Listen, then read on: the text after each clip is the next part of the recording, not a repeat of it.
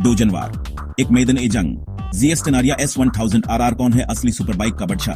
Kawasaki ZX-10R Japanese monster 998 CC का engine आग उगलता है, 203 हॉर्स पावर और एरोडायनामिक विंग्स जो हवा को चीर देते हैं। ये चलती नहीं, शिकार करती है। फिर आता है जर्मन शिकारी BMW S1000RR 999 CC shift cam technology, 210 horsepower का गुस्सा, डिजाइन भविष्य से आया हुआ, इलेक्ट्रॉनिक्स जैसे आपसे पहले सोचता हो। ये कोई बाइक नहीं, चाकों पर मिसले है। ZX-10R लाता है असली रेस का खून, S1000RR लाता है टेक्नोलॉजी और खौफ का धमाका। दोनों ही जुंगली हैं, पर सिर्फ एक रास्ता पर राज करेगा। तो बताओ, तुम जापानीज फुरी चलाओगे या जर्मन मशीन के साथ उड़ोगे?